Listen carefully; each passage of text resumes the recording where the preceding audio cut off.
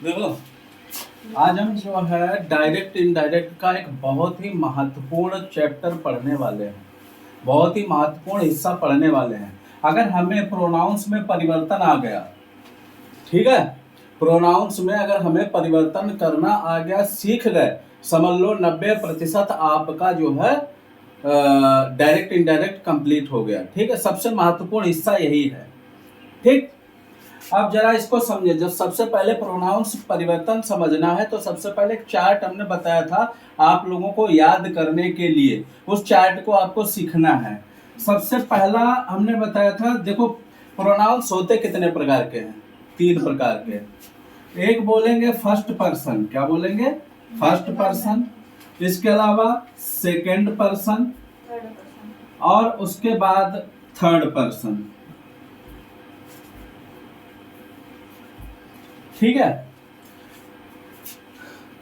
ये हमने बताया first person, second person, third person. इसके अलावा इसके होते हैं नॉमिनेटिव केस। नॉमिनेटिव केस, इसको नॉमिनेटिव केस भी बोलेंगे या सब्जेक्टिव केस भी बोल सकते हैं। इसके अलावा एक होता है पॉजिटिव केस, POSSESSIVE,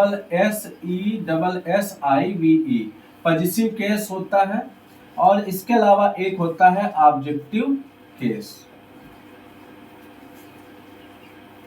इस तालिका को आपको याद रखना है। ठीक है, कैसे?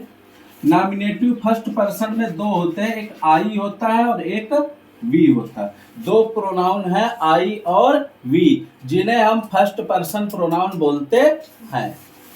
आई, माई, मी। वी का होता है वी, अवर, अस। ठीक, यू का यू, योर और यू।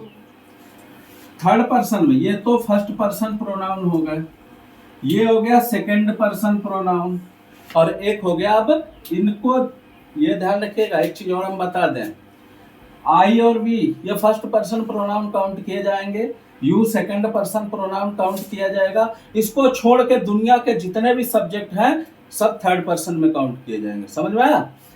थर्ड पर्सन में आता है ही, ये पुल्लिंग में आता है। सी आता है स्त्रीलिंग में, ही, सी, इट। इसके अलावा दे। ये 4 के बारे में जान लो, बाकी धीरे धीरे बता देंगे। ही का हिज, हिम। सी का हर और हर। इट का इट्स और इट। दे का देयर, THEIR और देम। समझ में आया? ये तालिका आपको रटनी है, इसको याद करना है। ठीक, समझ में आया? इसको उतारो।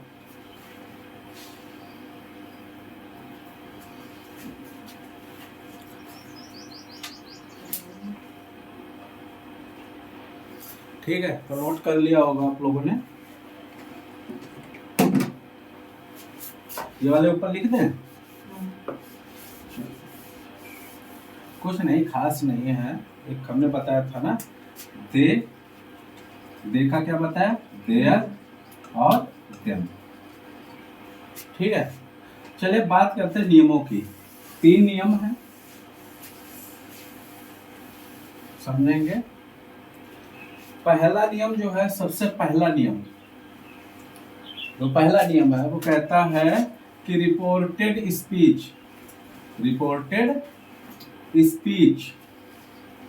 के फर्स्ट पर्सन प्रोनाउन, कौन से?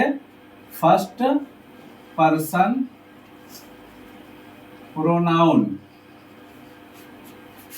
को रिपोर्टिंग स्पीच के सब्जेक्ट के अनुसार बदलेंगे। पहला नियम, ठीक है, रिपोर्टेड स्पीच के फर्स्ट पर्सन प्रोनाउन को रिपोर्टिंग स्पीच के सब्जेक्ट के अनुसार बदलेंगे। जो दूसरा नियम है वो कहता है कि रिपोर्टेड स्पीच के अब आगे बात है सेकंड पर्सन प्रोनाउन को रिपोर्टिंग स्पीच के ऑब्जेक्ट या रिपोर्टिंग ऑब्जेक्ट के अनुसार, सीधे लिख दो, रिपोर्टिंग ऑब्जेक्ट के अनुसार बदलेंगे।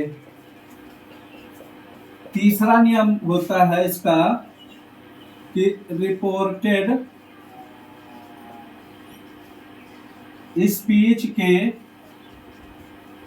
थर्ड पर्सन प्रोनाउन को प्रोनाउन में कोई बदलाव नहीं करते हैं। ठीक है, ये 3 नियमों पर ही पूरा प्रोनाउन आधारित है। समझिए इधर देखो। पहला नियम है रिपोर्टेड स्पीच के फर्स्ट पर्सन प्रोनाउन को रिपोर्टिंग स्पीच के सब्जेक्ट के अनुसार बदलेंगे। दूसरा नियम है रिपोर्टेड स्पीच के सेकंड पर्सन प्रोनाउन को रिपोर्टिंग ऑब्जेक्ट के अनुसार बदलेंगे।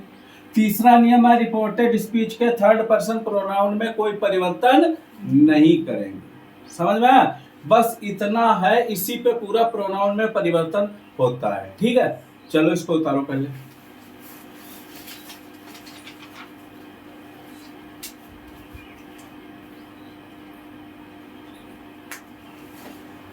चलिए उतार लिया, देखते हैं। ठीक है, देखो एक और चीज याद रखो। एक इस नियम को याद रखने के लिए एक बहुत अच्छा नियम बताया जाता है, बहुत शॉर्ट फॉर्म बताई जाती है। जिन्हें कहते हैं कौरव कितने थे? 100 थे। धृतराष्ट्र के कितने पुत्र थे? 100 थे। यहाँ पे उसका नियम लगता है बेटा 123। बेटा की स्पेलिंग क्या होती है? SON, यही तो होती है। और कितने बेटे थे उनके? 100। यहाँ पे कितने हम करेंगे? 123, यानी 1 2 3। समझ गए? ये पूरा नियम जो हमने अभी लिखे थे उसी पे आधारित है पूरा, कोई अलग नहीं है। एस का मतलब हो गया हमारा एस फॉर किसके? सब्जेक्ट। O object. और N no change. No change का मतलब कोई भी बदलाव नहीं। एक का मतलब फर्स्ट पर्सन। एक का मतलब फर्स्ट पर्सन। दो का मतलब सेकंड पर्सन। तीन का मतलब थर्ड पर्सन। तो इसमें कुछ बताना तो है नहीं, केवल ये ध्यान रखिएगा कि ये हिस्सा जो है हमारा संबंधित होगा रिपोर्टेड स्पीच से। यानी रिपोर्टेड स्पीच में अगर फर्स्ट सेकंड थर्ड पर्सन में कोई आए तो उसे जो बेटा होगा वो होगा रिपोर्टिंग स्पीच, उसके अनुसार बदलाव होगा। समझ में आया? यानी ये बहुत ही महत्वपूर्ण, पूरा नियम याद करने की जरूरत नहीं है, सीधा सा नियम है। अगर रिपोर्टेड स्पीच में फर्स्ट पर्सन प्रोनाउन है तो रिपोर्टिंग स्पीच के सब्जेक्ट के अनुसार बदल दो। ठीक, अगर सेकंड पर्सन प्रोनाउन है तो ऑब्जेक्ट के अनुसार बदल दो। थर्ड पर्सन प्रोनाउन है, कोई बदलाव न करो, नो चेंज। समझ में आए? ये नियम है बेटा 123, इसको याद कर लो, समझ लो। आपका कोई भी याद करने की जरूरत नहीं है आपको। ठीक है, समझ गए बात? अब देखो उतार लिए। अब उदाहरण से समझेंगे इसको, बहुत अच्छे से समझेंगे। उदाहरण 2-3 जब हम बताएंगे तब आपकी समझ में आएंगे। एग्जाम्पल देखो, Ram said to me, comma inverted comma शुरू, you are my friend, inverted comma बंद। ठीक, इसको समझेंगे। देखो राम, सबसे पहला हमने नियम बताया, सेड टू को कहाँ बदल देंगे? टोल्ड में। Ram told me, comma inverted कामा हटा देंगे और क्या लगा देंगे? दैट। अब हमने देखा यू क्या है? Second person pronoun. Second person pronoun को किसके अनुसार बदलेंगे? ऑब्जेक्ट। ये रिपोर्टेड स्पीच है, इसमें नहीं बदलना है, बदलना इसमें है। तो इसमें देखा हमने सेकंड पर्सन प्रोनाउन है, इसको किसके अनुसार बदलेंगे? ऑब्जेक्ट के अनुसार। यहाँ पे ऑब्जेक्ट कौन है? मी। मी कैसा है? फर्स्ट पर्सन में है। मी का सब्जेक्ट क्या होगा? आई। दैट आई सब्जेक्ट के अनुसार बदलेंगे। आई वाज और माई। माई क्या है? ये फर्स्ट पर्सन है। फर्स्ट पर्सन का चेंज किसके अनुसार करेंगे? सब्जेक्ट के अनुसार। सब्जेक्ट क्या है? राम। राम क्या है? राम पे दिमाग लगा। राम क्या है? एक वचन है, सिंगुलर नाउन है, एक वचन है, और क्या है? पुल्लिंग है। मस्कुलिन जेंडर तो है, तो एक वचन पुल्लिंग कौन होगा? ही होता है। थर्ड पर्सन में ही तो होता है। ही का यहाँ पे क्या होगा? कौन सा केस जरूरत है? पॉजिटिव केस जरूरत है। माई के अनुसार ही का हो जाएगा हिज। बन गया। Ram told me that I was his friend. एक एग्जांपल और देखो। Yashoda said to Meera she is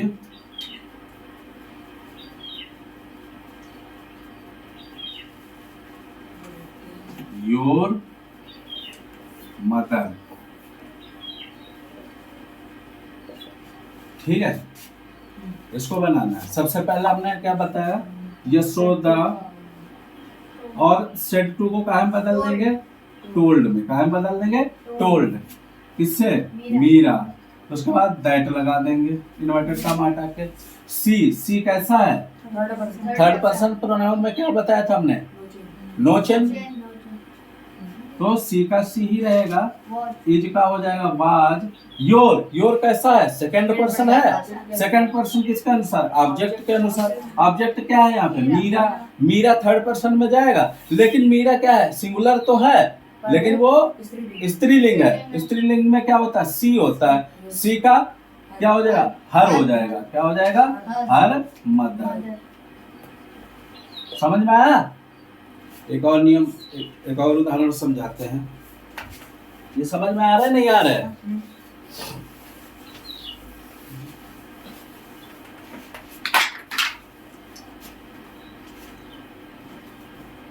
Radha said to Mohan you have done या you have stolen my pen। बहुत ही अच्छा है, बनाएंगे इसको। सबसे पहले हमने क्या करना है? राधा टोल्ड मोहन, दैट लगा देना है। यू सेकंड पर्सन है। यू फर्स्ट पर्सन है, सेकंड पर्सन है? सेकंड है ना। सेकंड का किसके अनुसार होता है? ऑब्जेक्ट। ऑब्जेक्ट क्या है यहाँ पे? मोहन। मोहन के अनुसार क्या हो जाएगा इसका? थर्ड पर्सन में ही हो जाएगा। दैट ही, और इसके बाद हैड, फिर स्टोलन।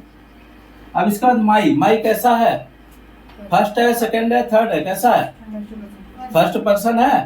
फर्स्ट पर्सन का चेंज किसके अनुसार होगा? सब्जेक्ट। सब्जेक्ट क्या है? राधा। राधा कौन सा है? थर्ड पर्सन है, स्त्रीलिंग है, तो माई का हो जाएगा हर। क्या हो जाएगा? हर। समझ में आया? एक और देखो।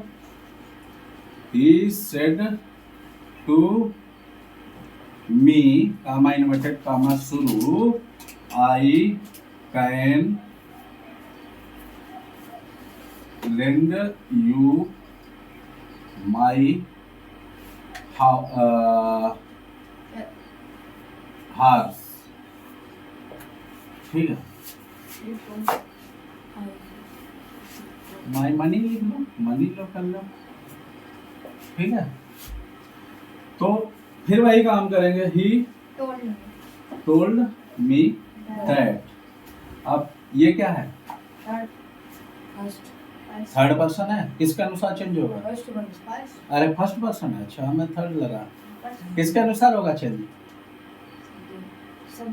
सब्जेक्ट क्या है?